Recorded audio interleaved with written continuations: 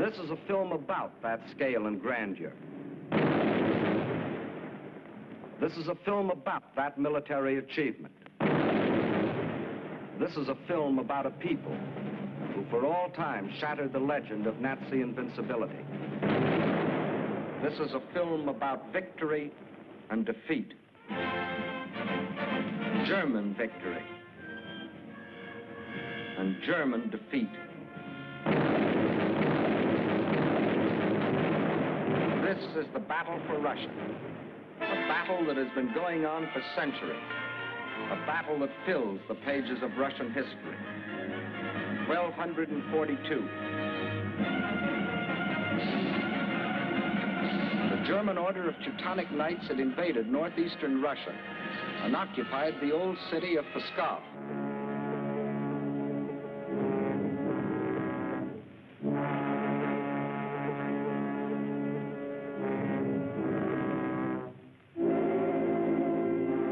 Under the leadership of their Grand Master, von Bock, they threatened to enslave the whole population of that area, including the capital, Novgorod.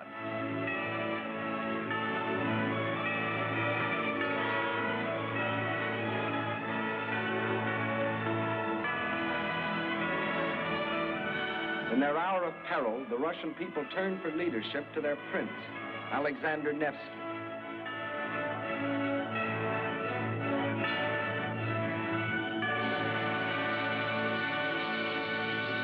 And on April the 5th, 1242, on Lake Peipus, the Russians met the might of the German forces.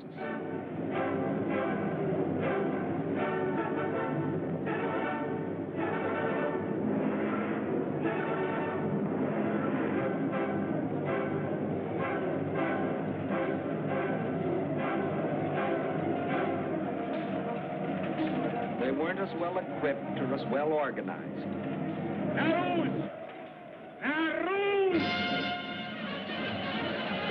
But in their hearts was a flaming courage, a flame so fierce that it pierced the German army.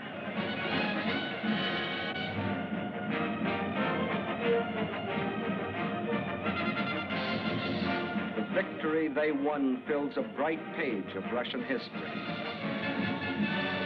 1704, and another conquering army marched across Russian land. This time under Charles XII of Sweden, and again the Russians fought for their country.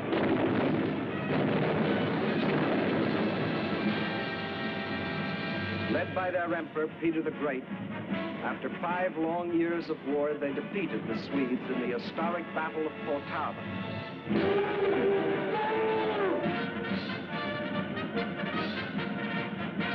The invading Swedish armies were crushed and forever driven out of Russia. 1812. Napoleon and his armies had blazed their triumphant way across Europe and were marching on Moscow. The conquering armies entered the city, but they entered a city in flames. Even in that day, Russian earth was scorched earth to an invader. And once again, the invader was forced to start the long march on the road back out of Russia. 1914, and another German army, this time under Kaiser Wilhelm, set out to conquer Russia.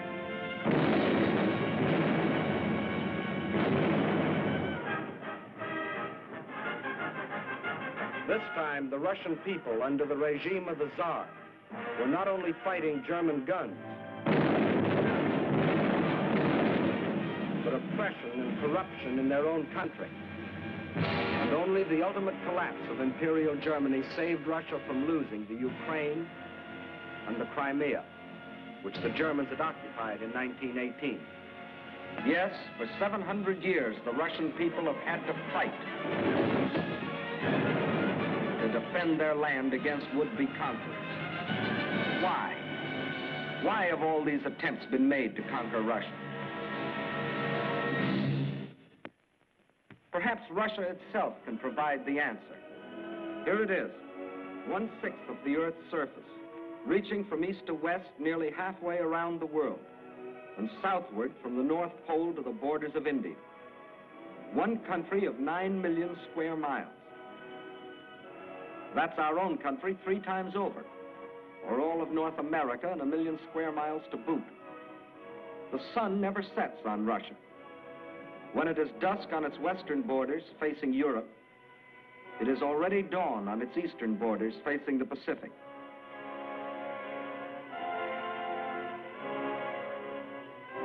That's Russia, or to be correct, the Union of Soviet Socialist Republics. Deep in its mountains lie thick, rich veins of gold and silver. Below ground lie enormous deposits of copper, tin, manganese and nickel, chromium and radium, sulfur and magnesium. Russia is rich in raw materials. Her forests cover millions upon millions of acres. 1/4 of all the lumber reserve in the world belongs to Russia. And as for fuel, there's coal, ton upon ton. And more important, there's also oil. 213 million barrels a year of it. Black gold flowing from the earth that contains 55% of the world's oil. What else? Iron? Russia has better than 10 billion tons. That can make a lot of steel before it's done. Yes, Russia is rich. Her farms cover millions upon millions of acres. The rich black earth that besides giving forth oil and coal will also grow everything from sunflowers to lotus. The tea her people drink in such huge quantities, and the tobacco that they smoke. Cotton grows here too, 3,800,000 bales a year. And sugar. And on the pasture land, the animals grow fat for food and wool for clothing. While on the warm plains, the fields of grain stretch as far as the eye can reach. Corn, oats, hops, rye, and don't forget wheat, 1/3 of the world's best.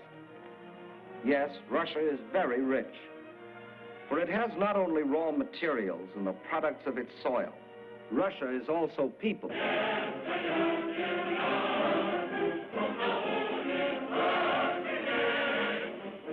193 million people.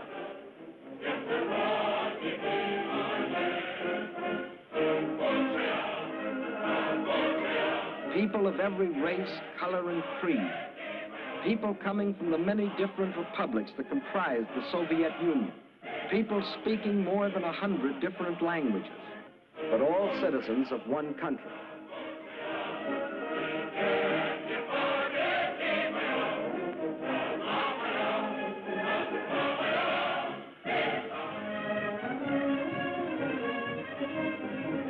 Whether they are the great Russians, the descendants of the first settlers of this vast area, and for 1,000 years its main population, or Cossacks, the famous horsemen from the open plains of the Don River Valley.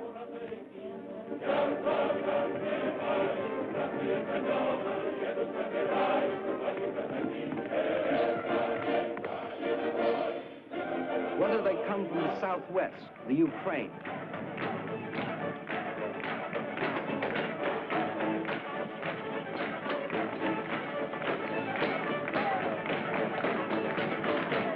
in the breadbasket of the Soviet Union live the Little Russians, better known as Ukrainians, and beside them the Moldavians and Bessarabians. Or if they come from the far south, between the Caspian and Black Seas,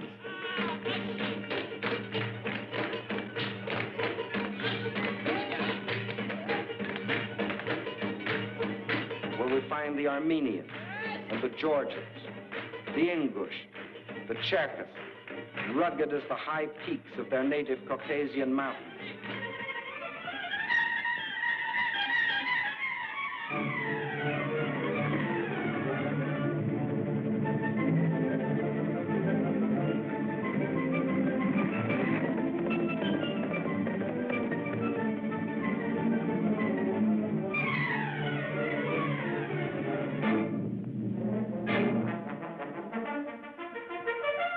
Whether they are Uzbeks, Turkmen, Kyrgyz, from the Persian and Indian frontiers, or Mongols,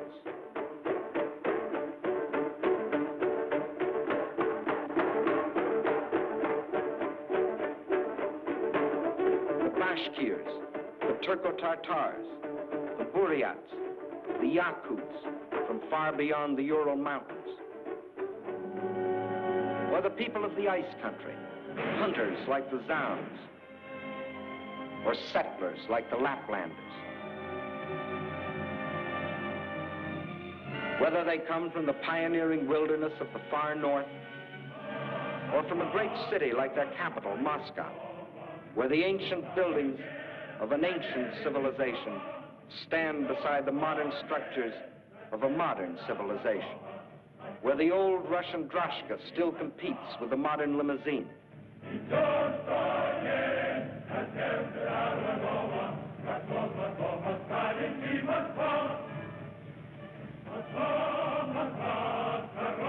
Whether they work in factories or as soldiers, whether they are bricklayers or traffic cops, sailors or riveters, school children or farmers, nurses or engineers, window washers or salesgirls, housewives or postal clerks, radio announcers or stewardesses, scientists or typists, musicians or ballerinas.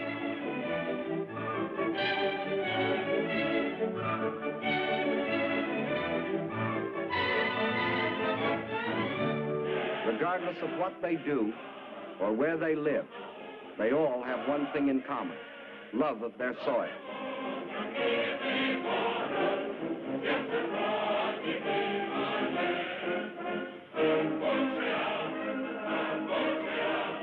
That is Russia. Size, the largest country in the world. Raw materials, unlimited. Manpower, 193 million. These are the three reasons why every conqueror in history has wanted Russia. And these are the reasons why the modern would-be conqueror wrote, "When we speak of new territory, we must think of Russia. Destiny itself points the way there." Yes, as we have seen, Germany's spirit of aggression was handed down from generation to generation. And now, in Hitler's Germany, the dream was world conquest. To such a dream, there could be only one answer: collective security. So with this objective, in 1934, the Soviet Union joined the League of Nations. Again and again before the League, its representatives urged binding agreements to support by collective action any nation submitted to attack. The state I represent entered the League with the sole purpose of the maintenance of indivisible peace. The League of Nations is still strong enough by its collective actions to avert or arrest aggression. There is no room for bargaining or compromise. But while some members of the League were pleading vainly for the use of collective force to stop aggression, the world saw other members, Germany, Italy, Japan, withdraw from the League to follow the path of aggression. Manchuria, Ethiopia, then Hitler invaded Austria, Czechoslovakia, and in 1939, Poland, first step on the road to Russia. But his eastward march was interrupted by France and Britain declaring war. So the Germans were forced to turn west, and in 1940, as we have seen, wiped the last opposition from Western Europe. And while the Nazis were unsuccessfully trying to beat Britain to her knees, the German generals were already planning to resume the interrupted Eastern Blitz. The road to Russia was now open. But before that attack, preliminary steps were necessary. South and east of Germany are Hungary, Romania, Bulgaria, Yugoslavia, and Greece. And Hungary had grain, rich fields of it. Grain too good for Hungarians when German soldiers have such good appetites. Hungary had bauxite. Bauxite makes aluminum, and aluminum makes planes. And Hungary had an army. Not the battle-trained German army, but good enough to throw against Russian guns. Romania had not only grain, but oil. And Hitler needed every last drop of it to power his war machine. Romania also had men, more slave labor, more cannon fodder for the attack on Russia. And most important, Romania and Hungary both had Russian frontiers, and Hitler wanted those frontiers in the hands of German generals. Bulgaria didn't have a Russian frontier, but it did have bases. Bases on the Black Sea. Bases for German submarines to prey on Russian shipping.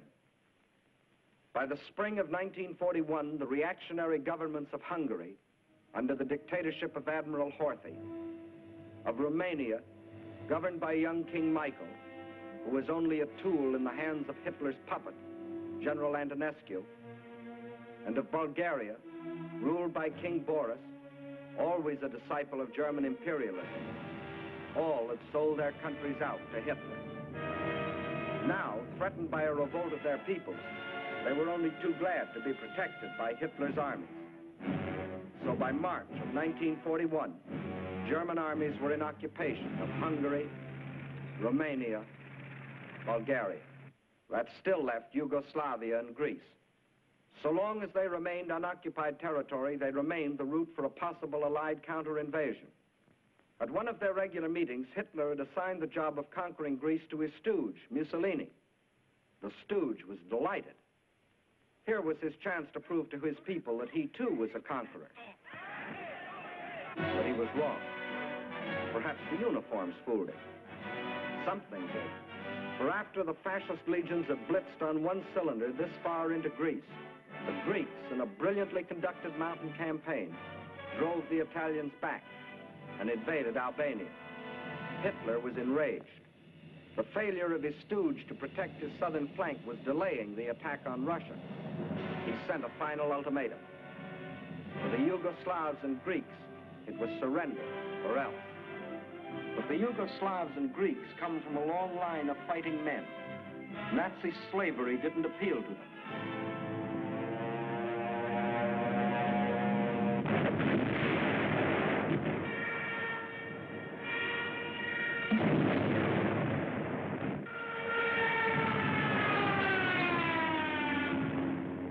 At dawn, on April 6th, German bombs told the Yugoslavians they were at war with Germany.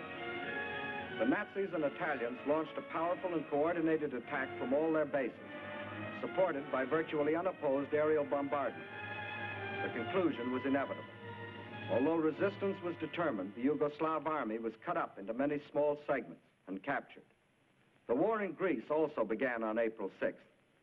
There, in spite of fierce and valiant resistance by the Greeks and the British who had come to their aid, the Germans, overwhelmingly superior in both numbers and equipment, forced their way past the Bistritsa River, Mount Olympus, the famous passage of Thermopylae.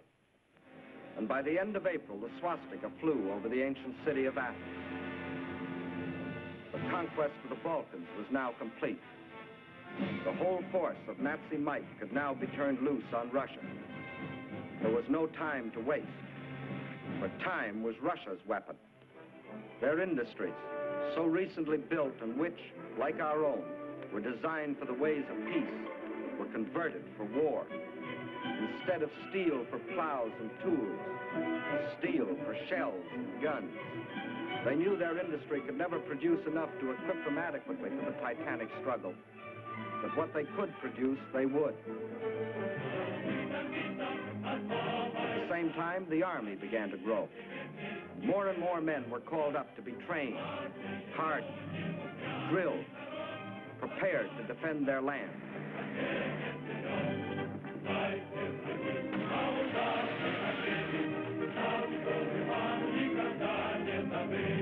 With the conquest of the Balkans, the Nazis had a solid front from the Black Sea to the Baltic, but the Russians had built themselves a buffer to take some of the steam out of the Nazi punch, no matter where it landed. But where would it land? When the blow came, it was from 5 different directions, and from the north, 1 extra, just for luck. That was the big day. As dawn broke, nearly 200 Axis divisions, more than 2 million men, plunged into a front 2,000 miles long, reaching from the White Sea to the Black. Their aim, the annihilation of the Red Army. in a decisive battle on the frontier.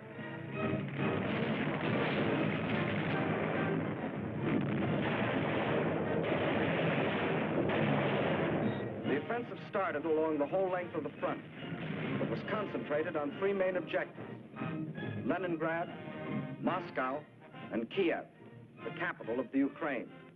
In the first 30 days, von Lieb's forces drove to within 125 miles of Leningrad, while the Finns under Mannerheim, supported by the Germans, began a drive from the north to encircle the city. In the center, von Bock's army plunged 480 miles into Soviet territory. One Russian city after the other was overrun by the invaders.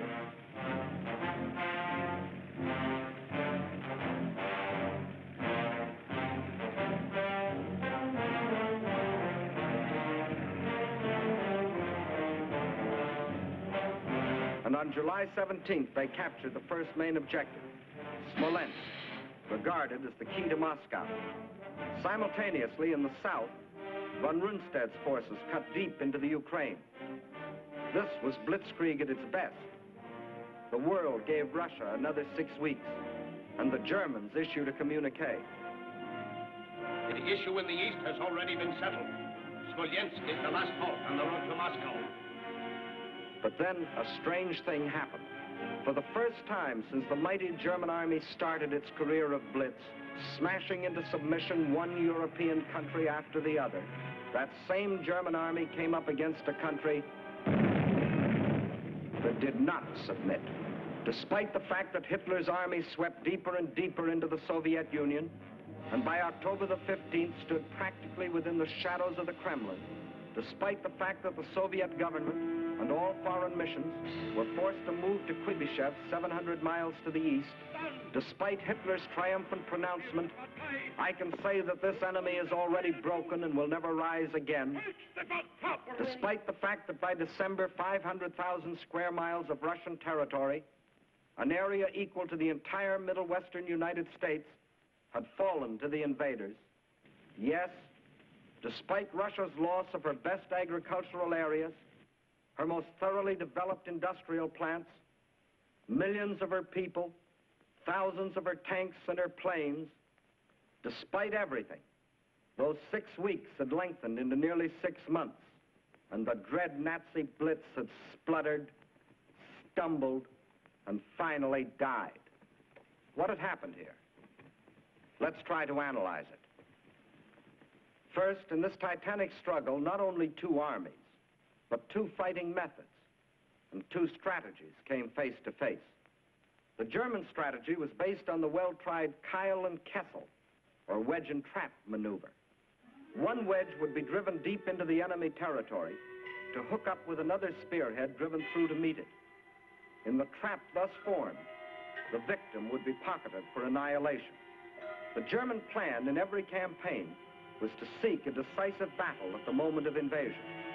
A single blow must destroy the enemy without regard for losses. A gigantic, all-destroying blow.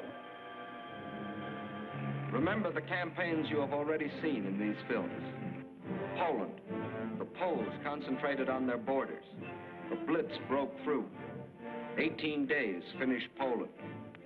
France, the Allied strength on the borders.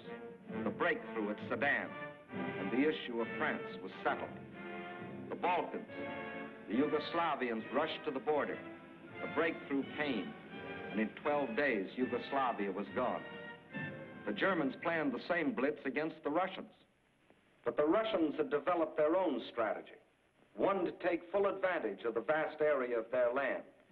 The Russian strategy was a defense in depth, line after line, far back into the interior. And when the Nazi wedge struck, the first line would bend with it until it became part of a second. Again, the wedge would strike. Again, a segment would be lost. But again, the line would bend until it became part of the third. So the deeper the Germans plowed into Russian soil, the stronger their opposition, until finally they faced an unshatterable wall and were robbed of their chance to hit that all-destroying blow they had counted on. The result? The Germans conquered land and lost the campaign. For the Russian tactics kept the main bulk of their armies intact and made a long war inevitable instead of that quick decision the Germans sought. And the Russians had other tactics that threw the Germans for a loss.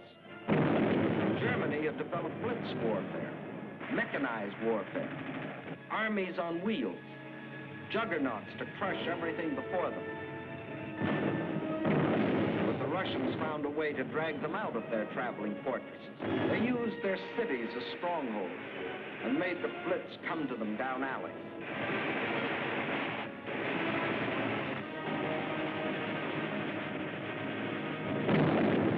The more a city was bombed, the more impassable it became to the German panzers. They made the names of these Russian cities as familiar to us as the names of towns in the next county. Rostov, Kharkov, Kiev, Kursk, Smolensk. City after city standing in the path of the Nazi blitz. The Red Army had found a way to make their cities of great strategic importance. Odessa, scene of an heroic siege of more than 2 months, held up the whole Nazi thrust into the Crimea. Sevastopol, which resisted every attempt of the Germans to break through. Here, for 8.5 long months, the Russians fought for the town, inch by inch, barring the Germans from the great Black Sea naval base located there. And finally, when the Germans entered the town, each district was defended street by street. Each street house by house.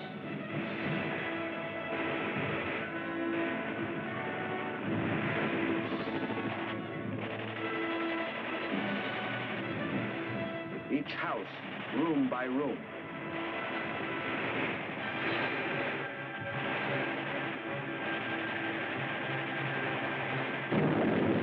The Russians knew their cities would be demolished, but their objective was not to save cities, but to destroy Germans.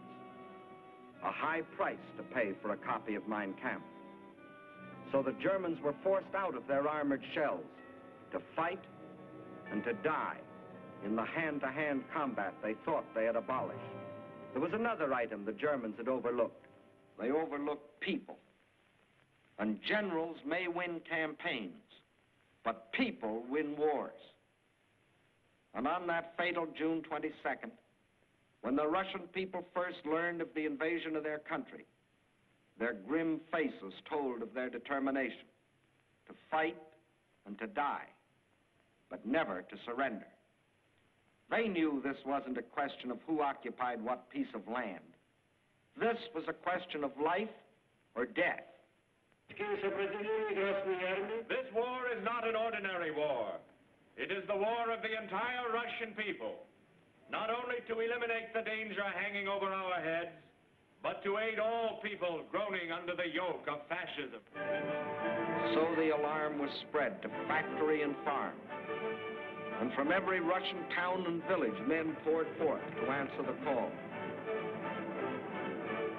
From now on, one thing mattered and one thing only: victory. Total war meant total mobilization. Not war just for soldiers, but war for everyone. Young or old, male or female, made no difference. Age had nothing to do with it. If you were only 12 years old, there was work for 12-year-olds to do. Sex had nothing to do with it. If you could hold a rifle, you were a soldier. If you could turn a lathe, you were a soldier. If you could harvest the fields, you were a soldier. If you could handle a locomotive or pilot a ship or guide a tractor, you were still a soldier. For everything you did was part of that total war. Nothing that the enemy could use was left behind. Not a yard of wire or a pound of iron. Not an acre of wheat or a head of cattle. And the old men stood watch over the fields, ready to give the word to burn at the first sight of the enemy. Scorched earth. What can't be withdrawn must be destroyed. That meant the factories, the plants, the oil depots. Flames claimed them all. The giant dam dam at Dnipro, into which had been poured not only steel and concrete, but 5 long years of Russian toil and Russian sweat to yield the miracle of electricity to the farms and people of the Ukraine.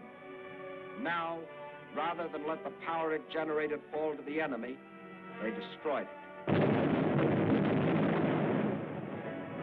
Scorched earth, the land they had lived on and worked on, their forests, their fields, their farms. They surrendered them to the flames, but not to the invaders.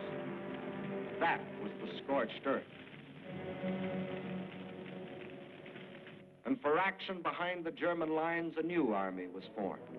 An army without uniforms, whose home was the forest, and whose front was the enemy's rear. The guerrilla army. A minimum of glory and a maximum of determination. Their achievements were seldom recorded. Look well at these faces.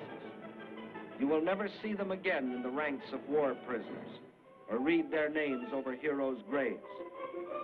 Ahead of them lay nothing but the rope and the halter, but they stayed behind and went on fighting. Their only goal was merciless destruction. Destruction of communication lines, supplies, the invaders themselves. Their weapons were dynamite and the terror of surprise.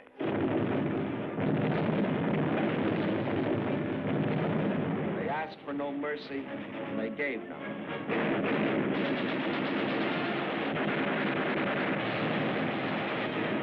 This is the guerrilla army. This, the scorched earth. This, the Red Army. These, its leaders. These are the reasons why, although the Germans conquered land, 500,000 square miles of it, it was just land, barren land, scorched land.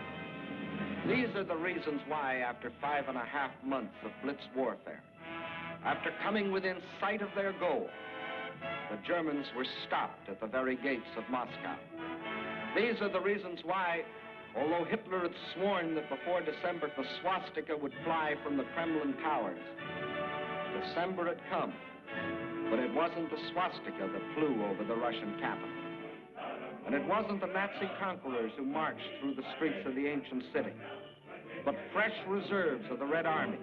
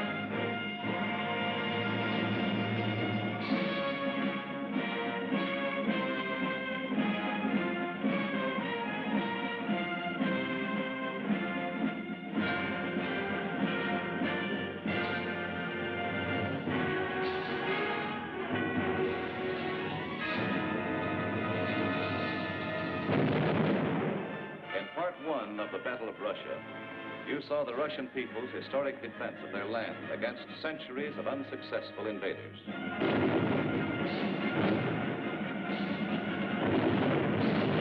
You also saw how after 5.5 months of Nazi blitz,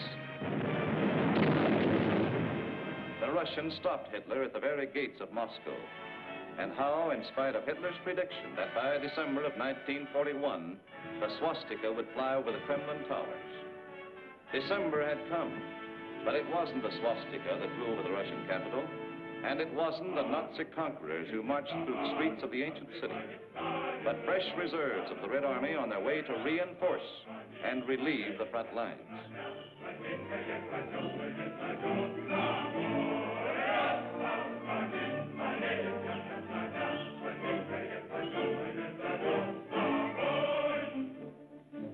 Russians read this appeal and knew what it meant.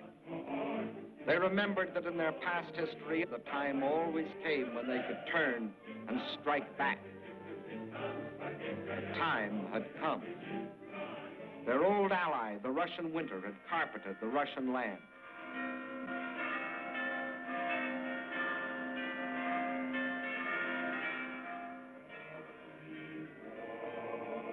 And while in the churches of Russia, men of God prayed for victory against the invader,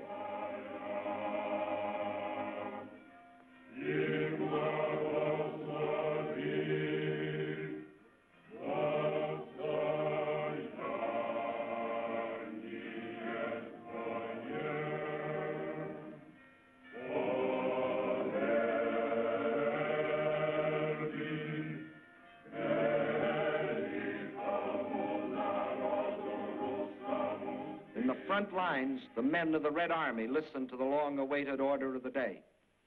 The whole world is looking to you to destroy the German hordes. The war you are fighting is a war of liberation, a just war. Death to the German invaders. Fighter command ready. Bomber command ready. Parachutists ready. Artillery in position. Tanks manned. Cavalry in position. Infantry ready. Beyond those hills is the enemy. Alive! Alive! Alive! Alive! Alive!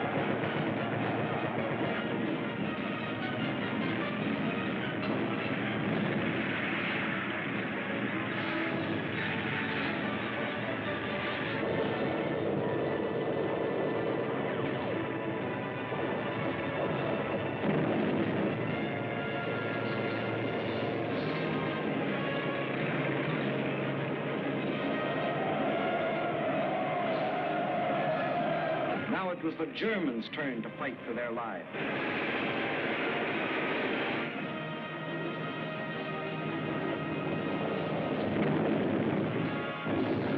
Now, for the first time, it was the German army that retreated.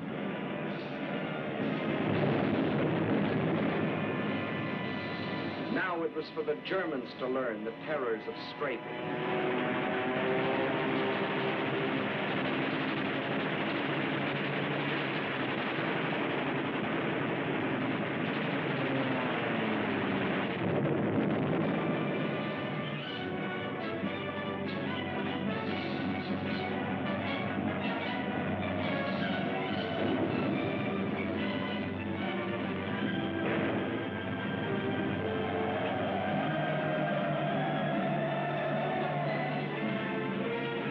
Village after village, town after town, on the Red Army swept through the country which for days and weeks had been under the invaders' yoke.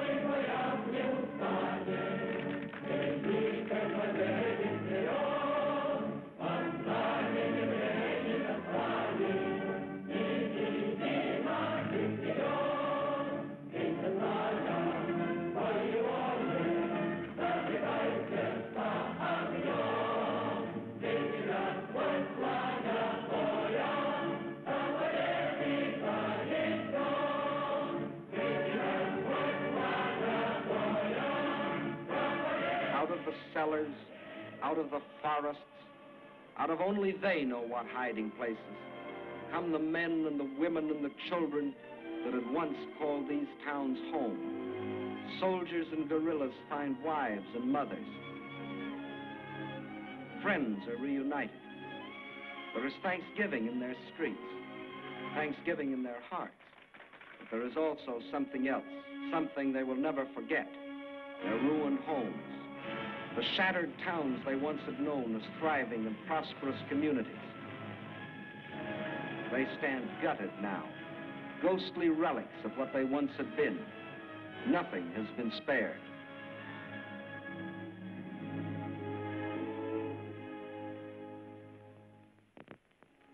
This was a museum, the former home of Peter Tchaikovsky, a man who wrote music for Russia.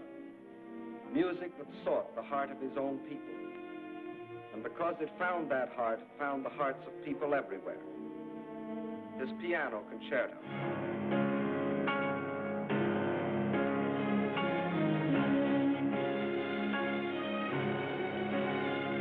The Fifth Symphony.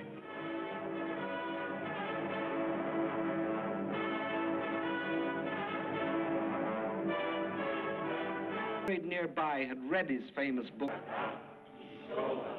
За смерть детей и матерей наших. За смерть детей и матерей наших. За пытки и издевательства над моим народом. За пытки и издевательства над моим народом. Я клянусь, мстить врагу. Я клянусь, что скорее умру в жестоком бою с врагами, чем отдам себя, свою семью и весь народ мой. Рабство коварного фашизма. Кровь за кровь. Кровь за кровь. Смерть за смерть. Blood for blood. Death for death.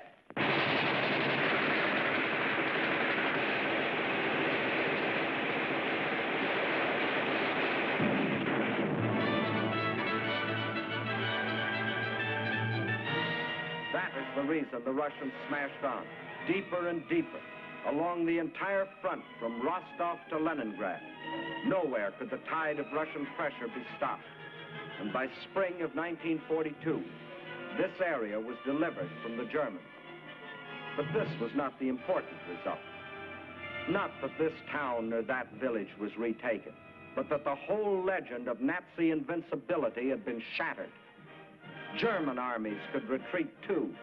German armies could be defeated. German troops could be captured.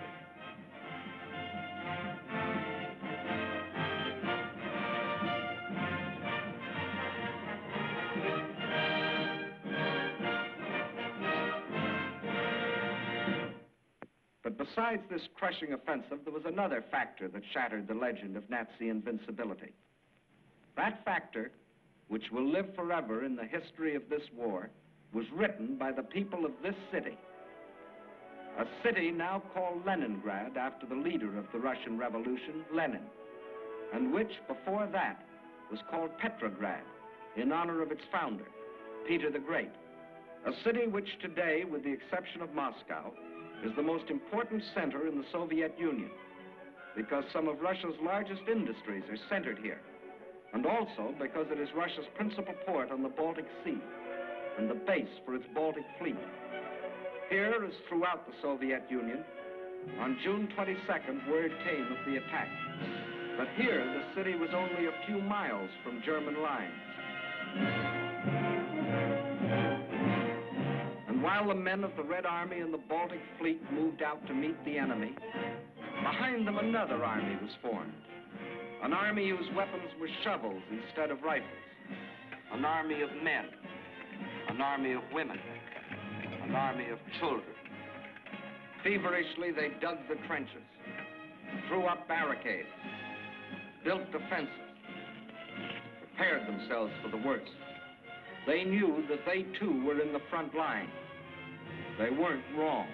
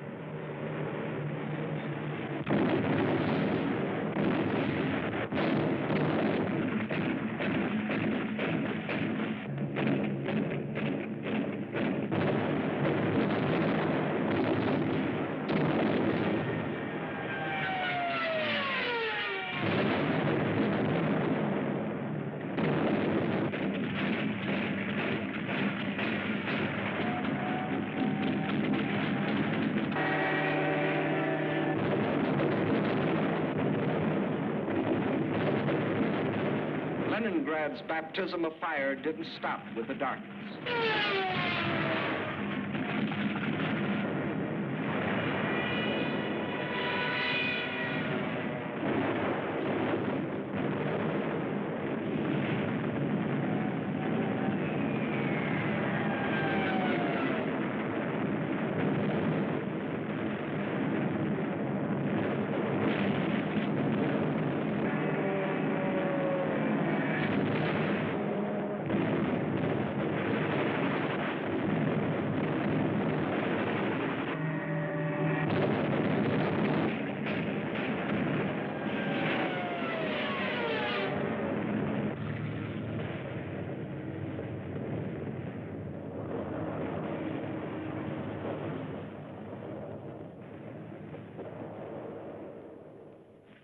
Nazis surrounded the city. Unannounced, it was cut off and doomed. The German commander sent the city an ultimatum demanding its surrender. He is still waiting for the answer. Thus began the siege of Leningrad, a siege that was to last for nearly 17 months. In Leningrad, as everywhere else in Russia, the winter came early that year. A cold, hard winter, the hardest in years. But here, unlike everywhere else in Russia, the winter wasn't an ally, but an enemy. Here, the 10, 20, 30 below zero temperatures could only mean more suffering, more hardship. In the trenches outside the city, trenches of snow and of ice, the defenders stuck firm to their oath, to die if necessary, but not to go backward one more step. And the enemy, in spite of all its efforts, was stopped at the very gates of the city. A city now facing disease, famine, destitution. There was no oil for fuel, no power for the electric lines, but the people defied the elements and trudged the necessary miles to lathe and workbench. The pipes froze, water was shut off. So they dug holes through the streets until they could get to water.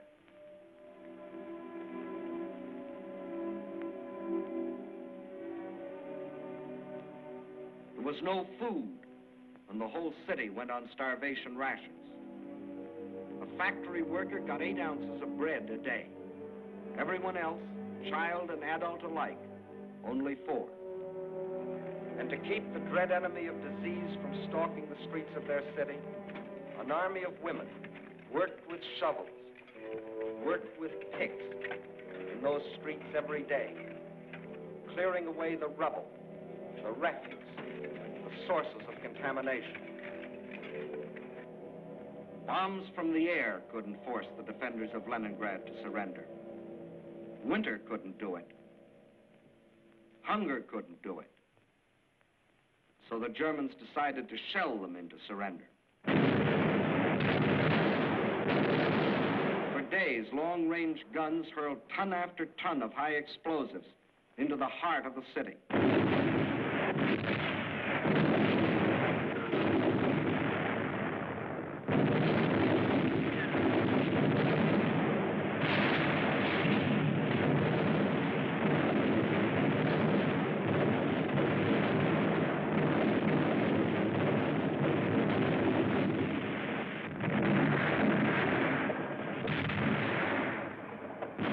The more the people of Leningrad were shelled, the harder they worked.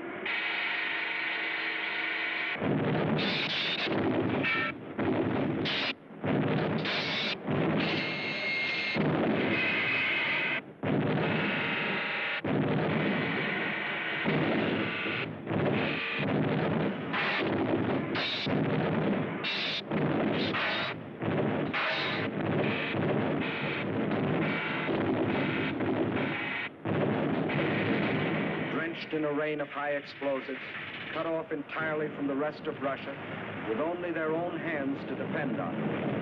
Their determination never faltered. Every day, more people died of cold, disease, hunger. This was Leningrad in its darkest hour. And then a miracle happened. To the west of Leningrad is the Baltic Sea, and to the east and north is Lake Ladoga, 7,000 square miles of inland water. The Finns and the Germans occupied one border of the lake to about this point. And in the south, the Germans controlled the lake to here. Between these 2 points was a stretch of lakefront still in Russian hands. But there was nearly 100 miles between this shore and the beleaguered city. 100 miles of what had been open water and was now snow-covered ice.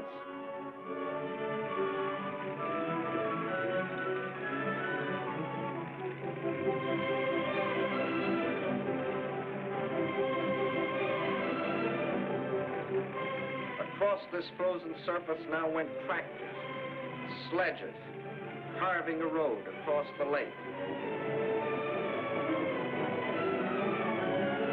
And soon across this highway, from the far side of the lake, poured a stream of trucks, bringing in food, oil, grain, fuel, truckload after truckload of fresh life for the people of the city. Too late, the Germans discovered that they had left one avenue of rescue open.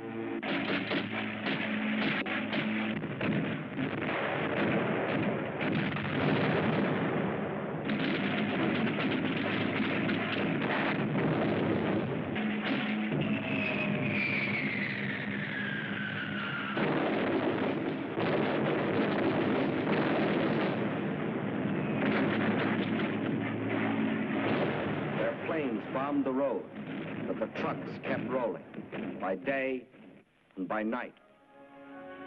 The lake highway remained open, and soon more than trucks would reach the city, for the Russians were now laying a track across the ice.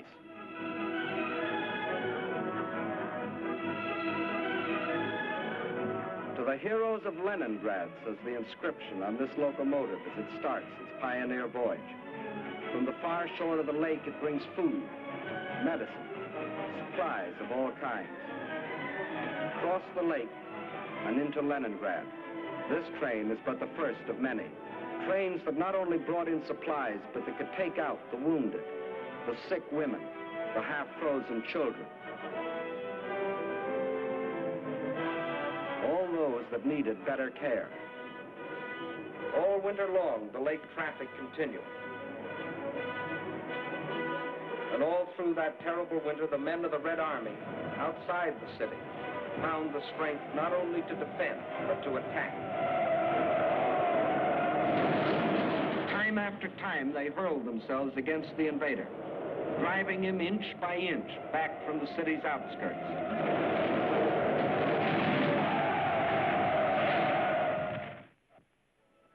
And then spring came.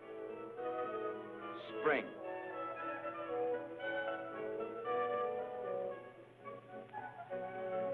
Outside Leningrad, the snows begin to thaw, and German bodies are washed from their icebox graves, mute evidence of Russian tenacity. The warm breath of spring is felt, too, on the frozen surface of Lake Ladoga. But the trucks continue to roll, even though the ice is melting beneath them.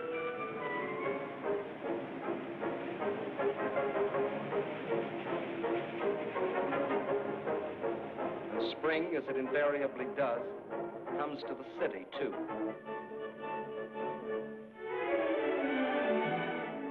But spring is more than a new season to the people of Leningrad. It's a new life.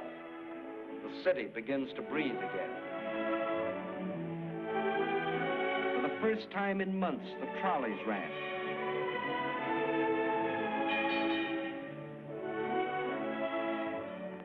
That first day, it seemed that every man and woman and child in the city had to go for a ride.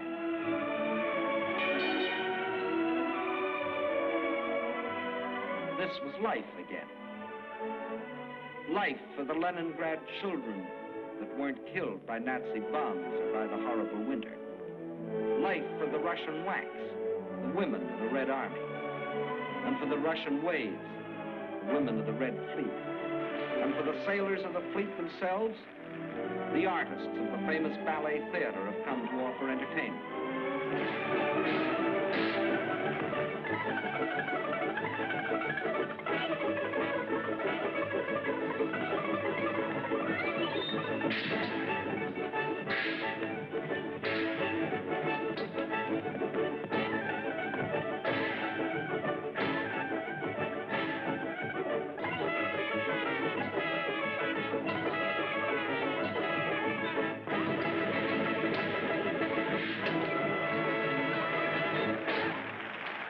Spring is here.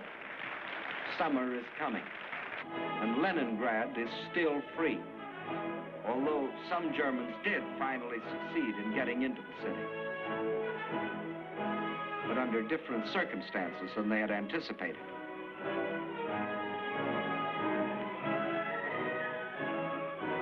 Yes, here too the legend of Nazi invincibility was shattered.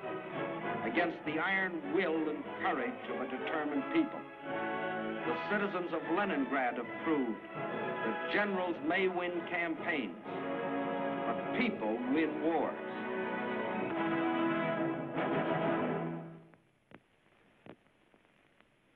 By summer of 1942, new posters were appearing in the streets of Moscow. Posters that greeted and welcomed their allies. Allies whose help was already arriving in Russian ports. Allies whose friendliness had sent drugs and food and warm clothing to help sustain them in their darkest hour. But in spite of all this, the staff of the Red Army knew that they still faced the most powerful enemy in history, and that that enemy would attack again.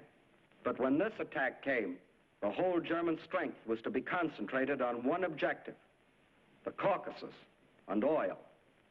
The Caucasus Mountains represent one of the toughest military obstacles in the world. Towering peaks rising to heights of as much as 18,000 feet, with only one practical highway traversing them. And Baku, the biggest oil field, is on the other side.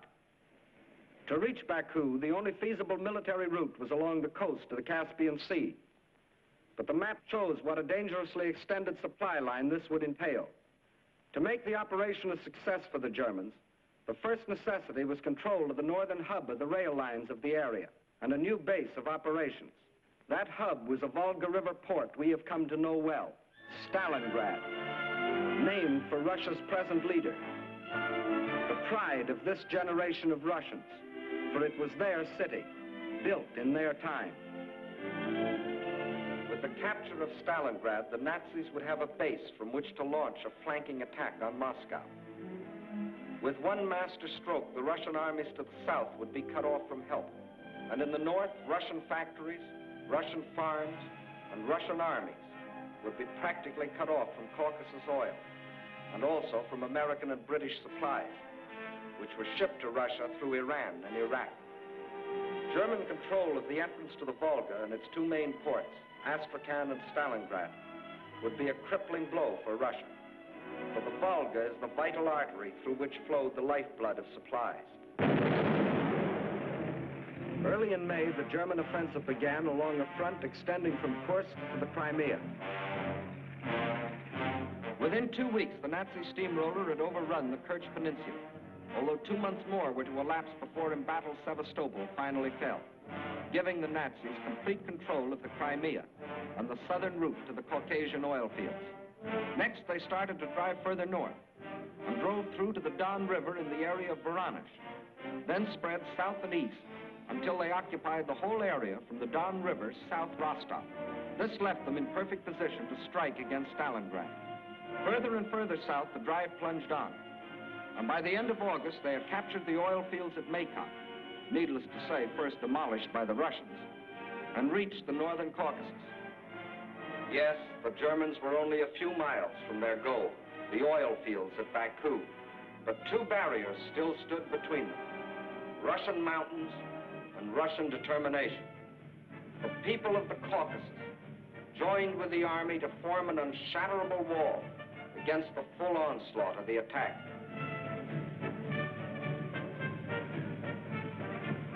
Further north, the Nazi pincers were within 15 miles of Stalingrad. This city had become the focal point of the whole campaign. Regardless of the cost, Stalingrad must be captured. Those were the German orders. Fire! Fire! German guns, German bombs shattered the city into pieces.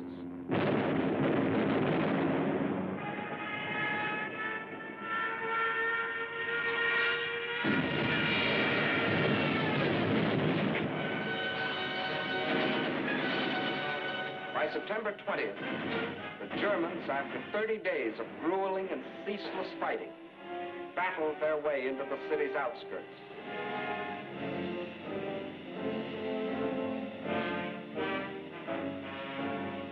By the end of the month, their drive had carried them through the whole northwest section of the city and into occupation of part of the center, including the railroad station. On the last day of September, Hitler announced that the fall of the city was only a matter of a few days. Once more, the world was afraid a Russian campaign was lost. But once more, the Germans were to stand on the very threshold of victory and still fail. And now they were to meet a fire of fury such as they had never known.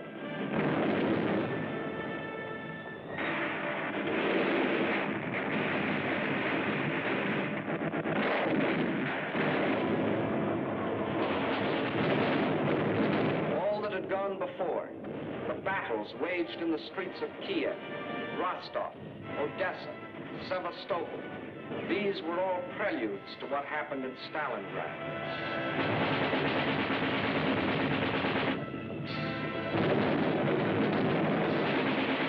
Every inch of the city was a strategic point to be defended as such.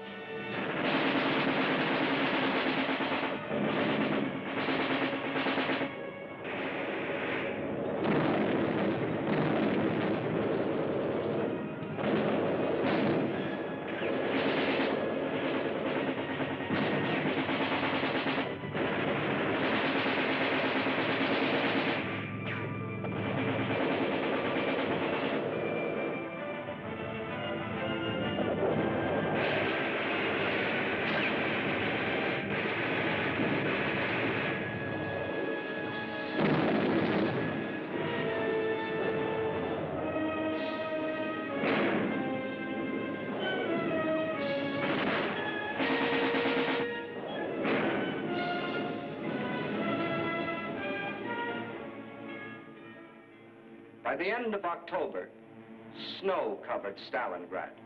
From the air, the Germans tried to surrender to the Russian-held part of the city.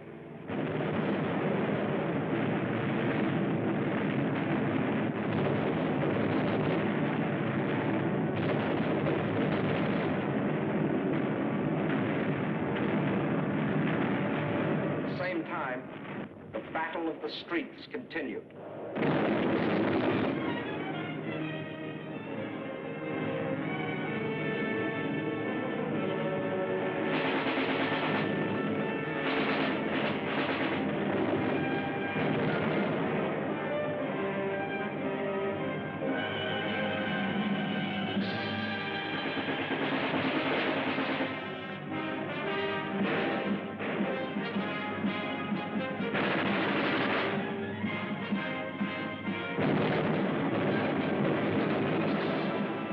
November dawned, the Russians were no longer defending their city inch by inch.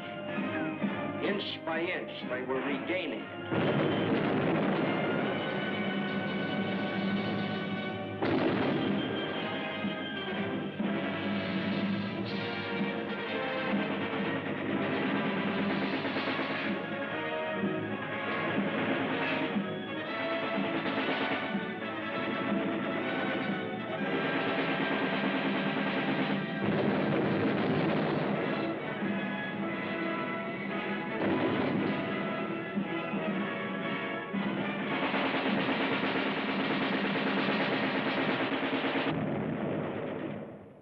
As the whole world spoke in admiration of the city of steel, the ticker tape brought us breathtaking news. American and British troops had landed in and occupied North Africa. Further east, The British Eighth Army was driving westward, pursuing the vaunted Africa Corps. And in the northeast, the Red Army had launched its smashing counteroffensive. The Germans were learning the real meaning of the words combined operations. As though a spring had been released, the Russians attacked along the entire front. In the far north, the Germans felt the first impact as the Russians recaptured Schlüsselburg, breaking the Axis ring around Leningrad. Soon after, another offensive lashed out further south, bypassing the Germans' defensive position at Rzhev and plunging down to Veliki Luki. Still another Russian blow fell in the Voronezh area, pushing a threatening spearhead deep into the German lines. In the far south, the Germans were moving away from Grozny instead of toward it, under the force of the Russian attack. At Stalingrad, the Germans were about to meet new opponents.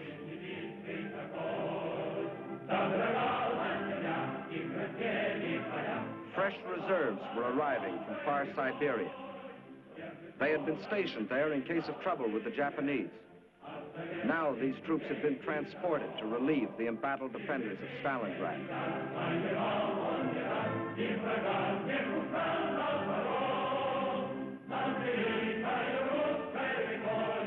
And as the reserves entered the city, at headquarters, the commanders of 3 Russian armies were meeting.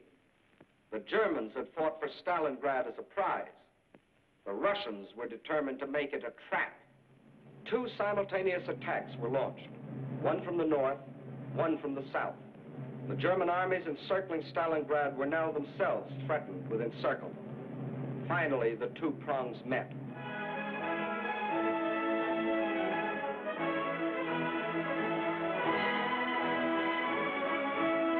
These battle-hardened soldiers of the Northern Army and soldiers of the Southern were emotional as children as they greeted each other.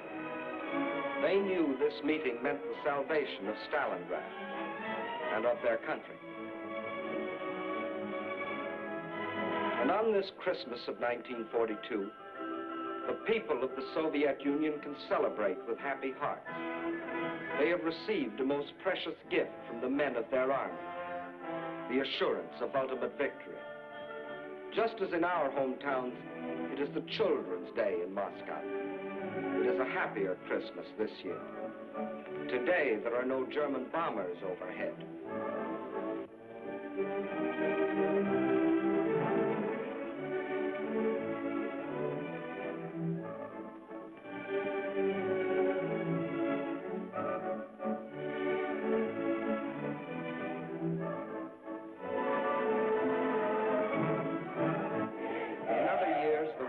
Like ourselves, celebrated on New Year's Eve, but not now.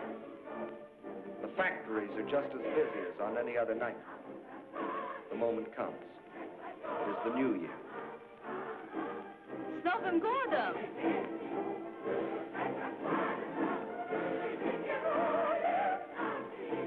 And at the front, the greeting is the same, up to a point.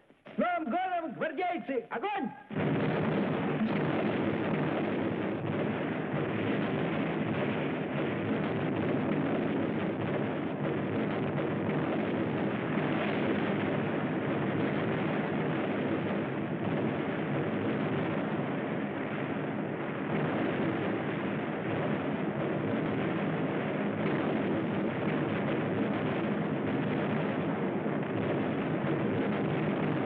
Outside Stalingrad, the icy winter becomes a fiery hell.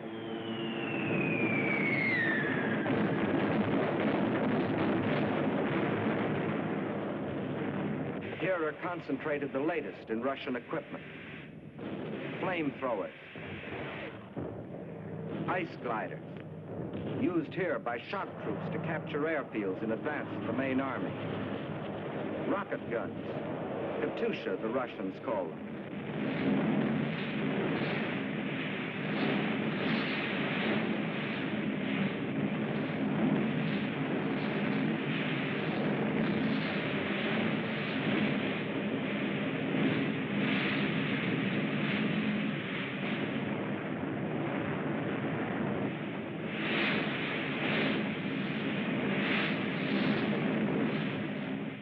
Every last resource of the Red Army was thrown into a crushing offense of ultimate destruction.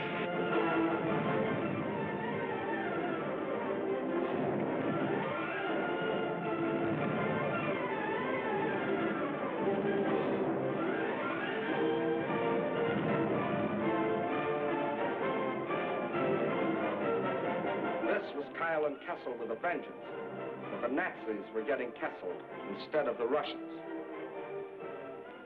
And on February the 2nd, 1943, after 162 days of the heaviest fighting in the history of warfare, the last shot was fired. Peace came to Stalingrad. In the shattered streets, the blasted ruins, the ghastly evidence of their ordeal, the defenders of the city greet the rescuing army of the dawn.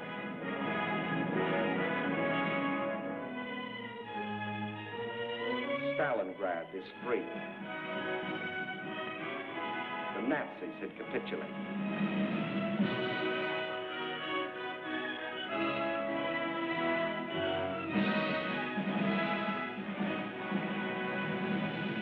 The German generals who had been ordered by Hitler to take Stalingrad regardless of the cost, and who had obediently promised that the city would be his.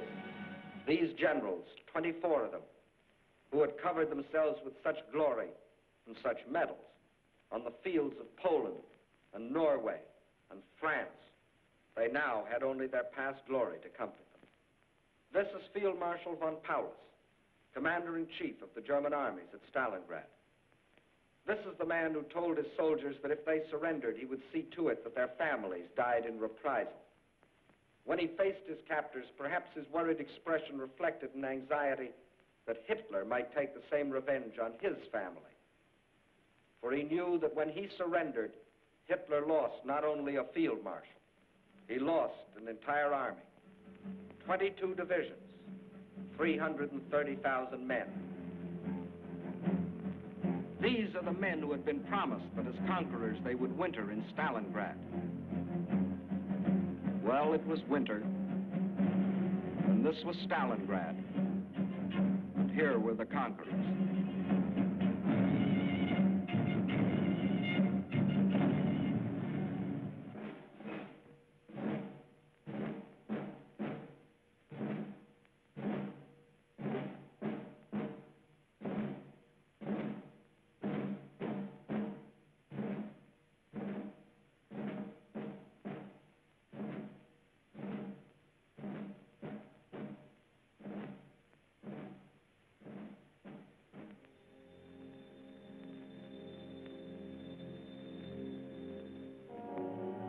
And when another spring broke over the Russian countryside, the results of the winter were clear.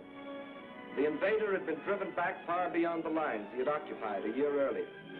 185,000 square miles of Russian land had been freed. And in this winter campaign of 1942, the Axis powers had lost 5,090 planes, 9,190 tanks, 20,360 guns, 30,705 machine guns, more than 500,000 rifles, 17 million shells, 128 million cartridges, vast stores of other materials, and 1,193,525 men, of whom 800,000 were dead. That is the story to date of the German attempt to conquer Russia. In 1941, they tried for Moscow and failed. In 1942, they tried for the Caucasus and failed. In 1943, and for as many more years as necessary, they will not only be resisted wherever their failing power strikes, but they will be attacked, and attacked by these united people of these united nations.